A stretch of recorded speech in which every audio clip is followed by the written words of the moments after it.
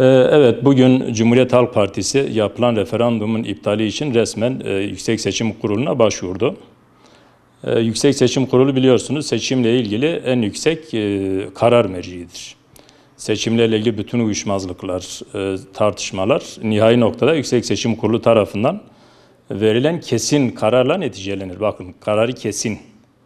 Yani bu karara karşı başka bir merciye, örneğin Anayasa Mahkemesi'ne bile başvurulamıyor. Seçimle ilgili son kararı Yüksek Seçim Kurulu veriyor. Dolayısıyla işin bu mahiyeti düşünüldüğünde şu anda gündemde olan tartışmaların aslında biraz da suni tartışmalar olduğunu söyleyebiliriz. Şöyle ki, seçimle ilgili elbette ki her seçimde olduğu gibi referandumda bir seçim, bazı itirazlar, tartışmalar, uyuşmazlıklar olur, mümkündür. Bu her zaman olmuştur. Fakat bir kaşık suda fırtınalar koparmak, bunu bir gerekçe yaparak toplumun huzur ve sükununu bozacak bazı olayların önüne açmak, sebebiyet vermek şeklinde kötü bir niyet varsa eğer, tabii ki biz bunu maksatlı, suni bir tartışma olarak değerlendiririz ve öyle de görünüyor. Zira bu konuda bir uyuşmazlık varsa bunu çözecek olan Yüksek Seçim Kurulu'dur.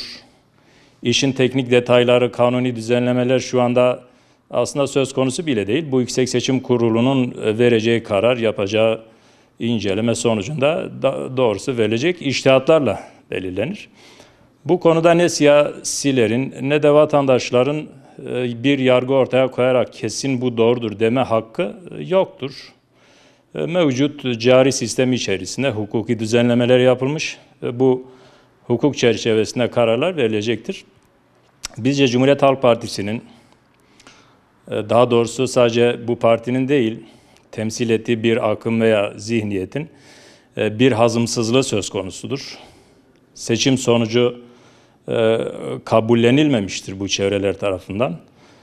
Kaybedilen seçimin hazımsızlığını bu şekilde belki de nasıl farklı bir mecraya götürebiliriz hesabı yapılıyor. Dikkat ederseniz seçimden önceden, referandumdan önceden başlayan ve uluslararası ilişkiler ağında yürüyen bir süreç vardı. Türkiye'deki siyasal sisteme, seçilmiş hükümete veya meclise yönelik bazı işbirliği, kolektif çalışmalar vardı. Biz bunu bu seçim öncesinden başlayan kolektif işbirliğinin bir uzantısı olarak görüyoruz. Doğrusu tehlikeli bir girişim olarak da görüyoruz. Toplumu germeye çalışan, toplumda kaos oluşturmaya çalışan bir adım olarak değerlendiriyoruz. Herkesin bu sonuca tahammül etmesi gerekiyor. Özellikle ve öncelikle elit tabaka olarak, beyaz Türkler olarak nitelendirilen ve görünen o ki büyük çoğunluğa hayır tercihinde bulunan, tabii ki bunlara saygıyla yaklaşıyoruz. Tercihlerini biz saygıyla evet veya hayır diyenleri karşılıyoruz. Ancak onların da çıkan sonuca tahammül etmesi gerekiyor. Madem demokrasiden ve temel haklardan, hürriyetlerden bahsediliyor, o halde halkın tercihi gerçekleşmiştir. Herkesin, her kesimin buna saygı göstermesi gerekiyor. İşi sulandırmak, başka boyutlara taşımak hiç kimseye fayda getirmeyecektir. Bunun bilincinde olmak gerekiyor. Tabii ki usulü tartışmalar veya hukuk çerçevesinde yapılacak tartışmalar hukukçuların ve başta da belirttiğimiz gibi Yüksek Seçim Kurulu'nun inisiyatifindedir. Bu konu çözülecektir. Şu anda başvuru yapılmıştır. İlgili kararı Yüksek Seçim Kurulu verecektir. Özel, bağımsız bir kuruldur.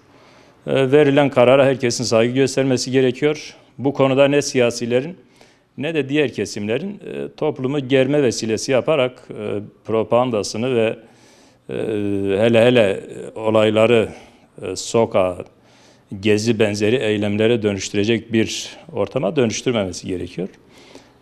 Bizim temennimiz sükunetle bu yapılan iptal başvurusunun değerlendirilmesi sonucu Yüksek Seçim Kurulu'nun vereceği kararı beklemektir. Bunun dışında ki yollar hukuk dışı olacaktır ve siyaseten de hoş olmayan girişimlerdir. Evet, bunu belirtmek istedik. Daha yalın ve açık belirtmek gerekirse son yıllarda, son süreçte Türkiye'ye yönelik özellikle Cumhurbaşkanı Erdoğan şahsında başlatılan bir kampanya var.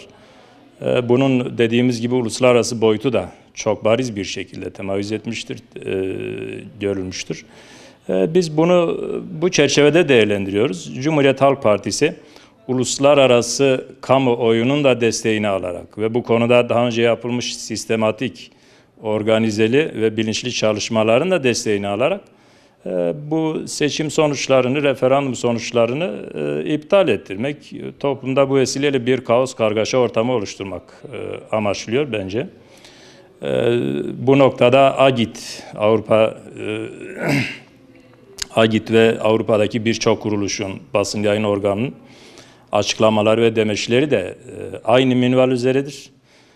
Cumhuriyet Halk Partisi bu çevrelerin de desteğini alarak ve işin gelebileceği çok vahim durumları hiç düşünmeden hareket etmektedir bizce. Şayet böyle bir niyetleri varsa. Başvurular tabii ki yapılabilir. Bunu normal karşılamak gerekiyor. Ancak dediğimiz gibi bunu hukuk dışı bir mecraya taşımak hiç kimseye fayda sağlamayacaktır.